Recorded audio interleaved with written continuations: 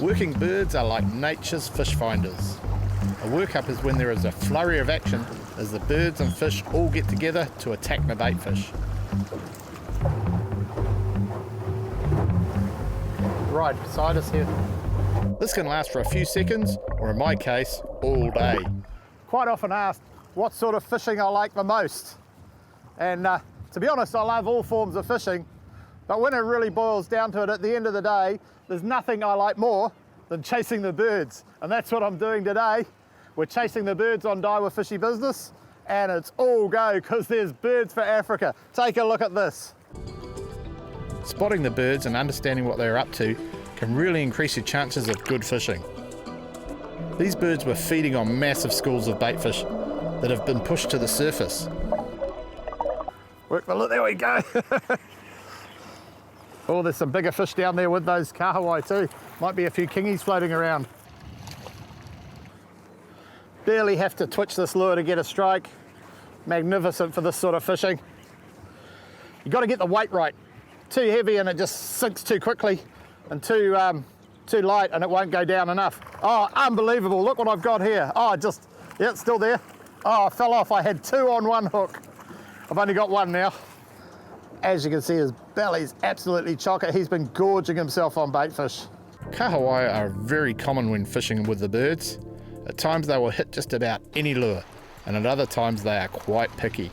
What I'm fishing with is a Daiwa slow knuckle jig. And this sort of jig's very flat-sided, as you can see, and it just flutters down very, very slowly. And when there's all bait fish and everything sinking through the water column, this is just like, oh, it's got to be a fish, and they nail it. Very, very slow action lure, very effective. Will catch everything from kingy, snapper, John Dory, gurnard, the whole works.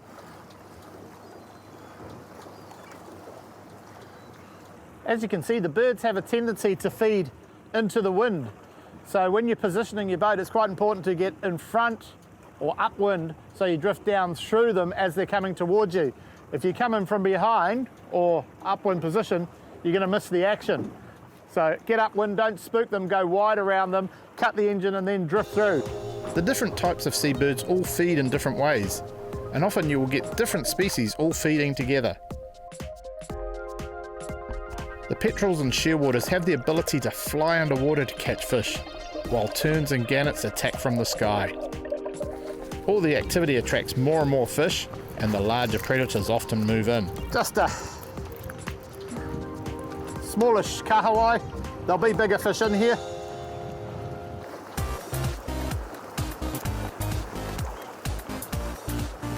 Yep. I love this sort of fishing, you know. All we've been catching is kahawai. Nothing wrong with that, absolutely fantastic. But, you know, you can always expect to catch the unexpected when you're fishing among the birds. Whoa! He's a fighter, this one. Man, they can fight. He's just going.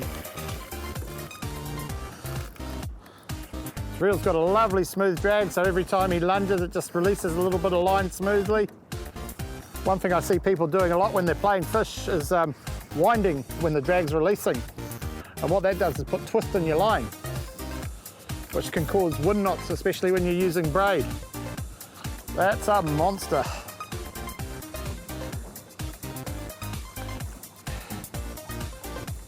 Oh, that one's in the net.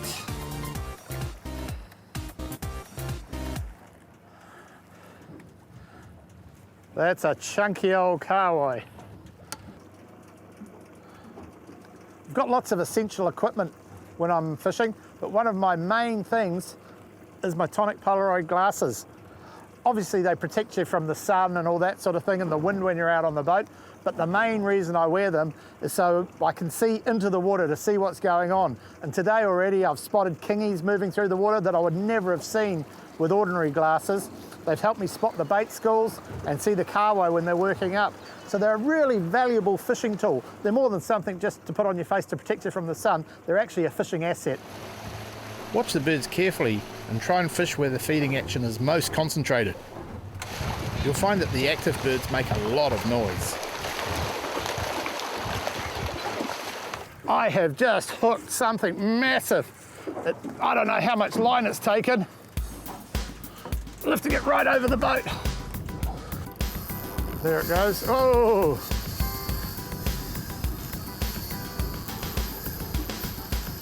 Just never know fishing monkeys. Whoa! We're gonna have to chase this one.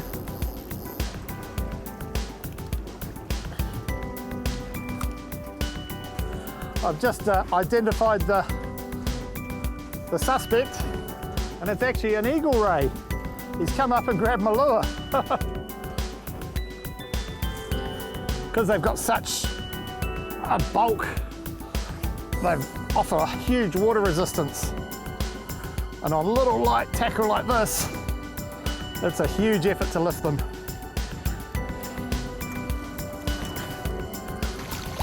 Beautiful eagle ray. Let's get my pliers.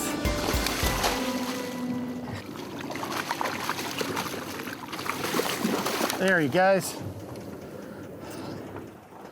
Well, that made my arm ache.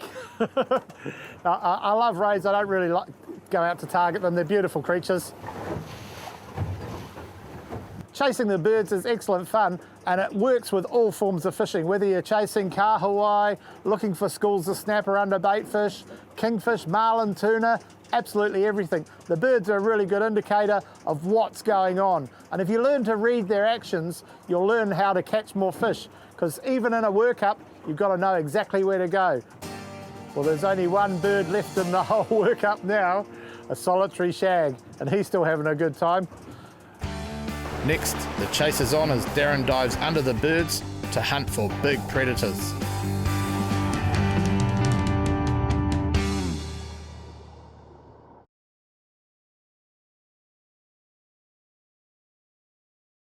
We experience a huge range of seabirds when we're diving. Each type can have some significance for different fish in different areas. Some are very cheeky and a little dangerous. Others will steal fish, but in most cases can lead us to action and loads of good fish. Birds get attracted to the small fish that in this case kahawai and trevally are forcing to the surface. So it's pretty spectacular, lots of schoolfish as you can see. Not a lot of kingfish, but they'll be deeper, they'll be underneath somewhere, so we'll keep trying, keep looking. Schoolfish can move very fast, making it impossible for a diver to keep up.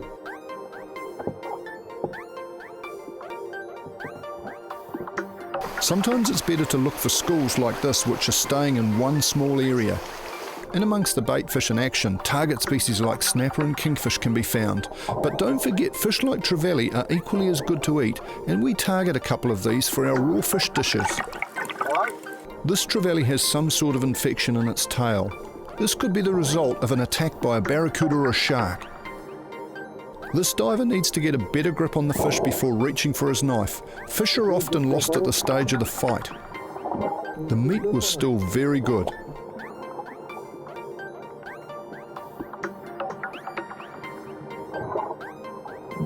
These fish are in full-on feed mode. They show very little concern for us.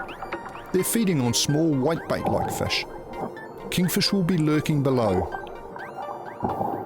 Use the cover of the schoolfish to sneak up closer. Kingfish can be very easy to approach when there is this much action. This fish is quite happy with us around it. He's in real cruise mode, he's probably already fed. They're such an inquisitive fish, it's their big downfall. All the while above, the surface is bubbling and the birds keep feeding.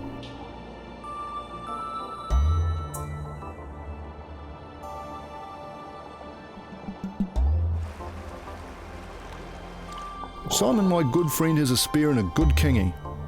This is all new to him. It's just a matter of slowly wearing the fish down and making sure not to get tangled in any line.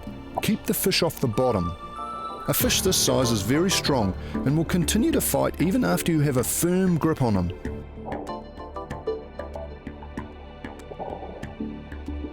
The spear appears to still be holding okay, but often can tear out during this part of the fight. It's crucial to lie flat in the water and get the fish to you as quick as possible. Keep your legs up on the surface and away from any line.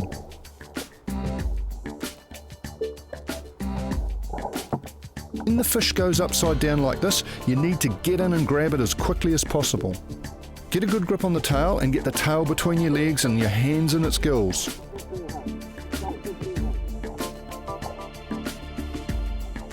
Once you do this, the fish generally give up.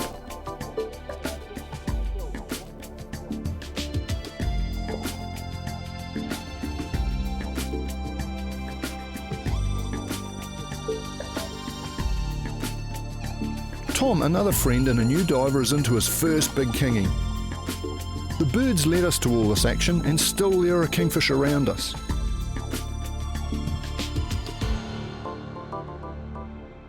It's now Tom's turn to be careful and not get tangled in the rope. A fish this size could drag you down very easily, and as you can see, this one's not giving up.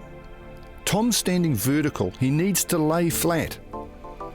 Try and keep them away from any obstacles, they'll always try and tangle to rip themselves free of the spear.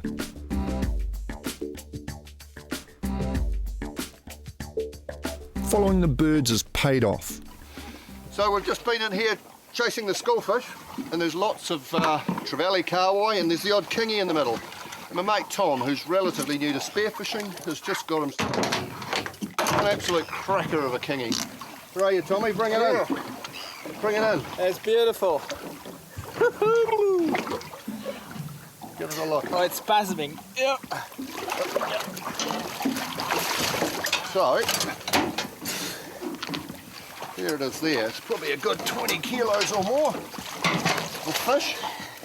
Not too bad from a boy from England who's never really done a lot of spearfishing before. And That's awesome. You ready? Yeah. There you go. Quite amazing. It was a school of about 10 kingies and lots of trevally around it. And once you shoot them, the others come looking, which is why I asked to come and join me. But this is my biggest kingy ever, or to date, and hopefully there's more to come. It's truly fantastic at the Mokinos. Yeah, enjoy it. So that's the sort of fish you can end up with, just a little bit of commitment. We weren't diving deep, you know, this deep diving thing's overrated. How deep was this? Oh, 4 meters? 4 meters, there you go, class fish like that. Yeah, they came up through the school. Well done. Thanks, Aaron. Great fish. stuff. Yeah. Coming up, Kirk heads offshore and has a dream day fishing the workups. That's what you can do when you just use the elements that are available to you, like those birds.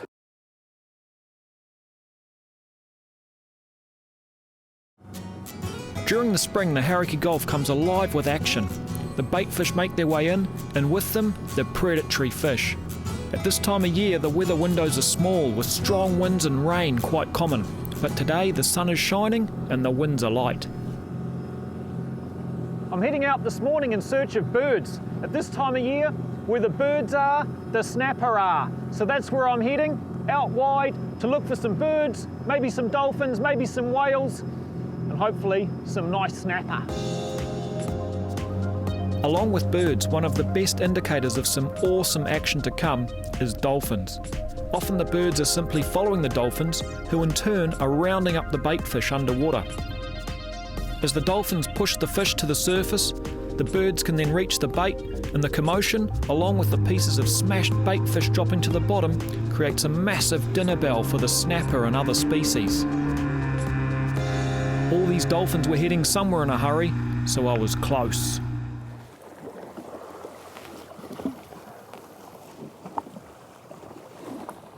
Here we go. Right in amongst it. There's got to be something here.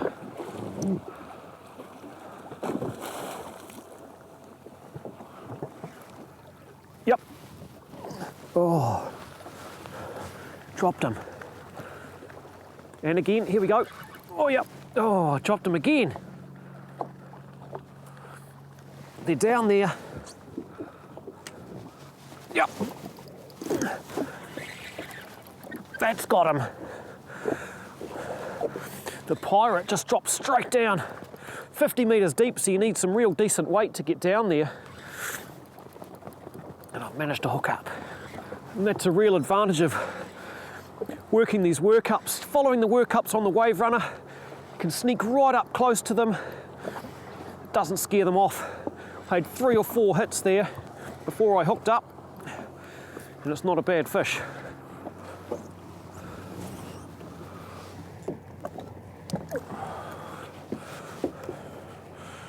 There he is, perfect eating size. That's the size I love to eat, so he's going in the bin. And while he goes in the bin, I'm going to drop straight back down, because I'm sure the fish are still down there.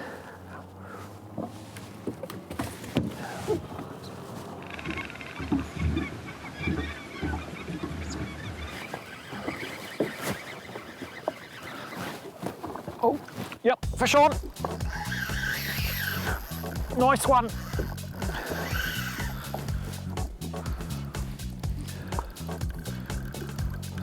It's a good fish. Pretty sure it's a kingfish. Oh, there's a lot of weight there, man. The drag on that daiwa, smooth as silk. It's the advantage of those mag seal bearings, especially on a ski, which is quite a wet environment. Really good to keep the water out of the gear. Such a great feeling to have a fish on. When you're chasing birds, you can drive around all day looking for them, then you find them and then they're not diving, or then they'll dive for 20 seconds and a whole lot of boats will drive in and muck it up. You just got to persevere sometimes. Oh man. It's in a circle now, as big, what I call the death circle, circle of death. It's on his side, conserving energy in a circle like this. Oh, he's away again.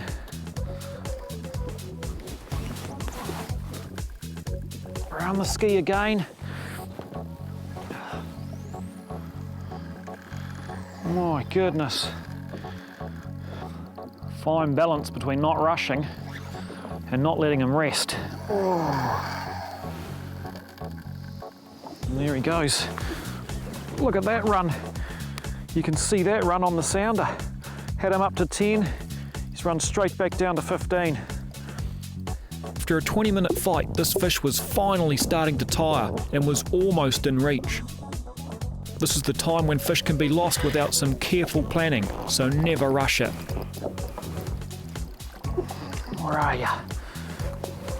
Oh, just missed him.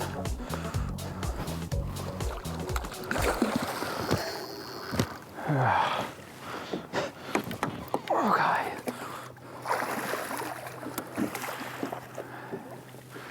Right. He's in the net, but he's obviously too big for the net. So we'll leave him sitting there for a second. Uh-oh. Okay. And there we go. We've landed him. With the hooks nicely in the corner of his mouth, he was a great candidate for release. Whoa, whoa, whoa. So there he goes. A nice 12, 13 kilo kingfish caught on the 80 gram Daiwa Pirate in a workup. Just working it in amongst the birds, and boom, that big guy grabbed it. As the birds moved on to the next spot, I was joined by one of the biggest predators we have locally.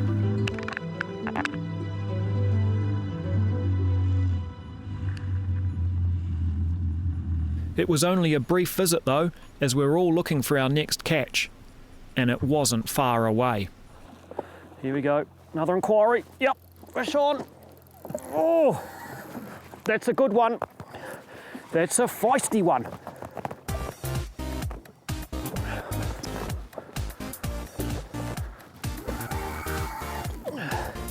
That is a nice fish. We're right amongst that workup. Oh yeah.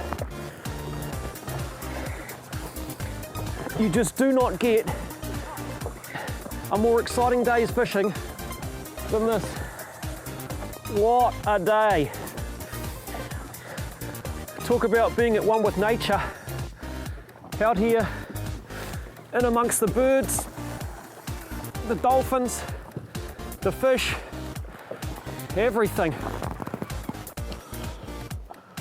I still wasn't sure what this fish was, but I was about to be pleasantly surprised.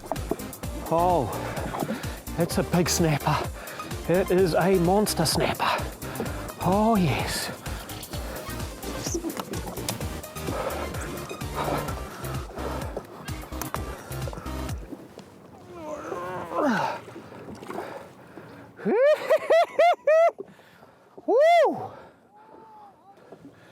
Look at that, a 20-pound snapper pulled out of a workup. No spot X, just following the birds, using the Daiwa Pirate. That's what you can do when you just use the elements that are available to you, like those birds. They're invaluable. What a day out.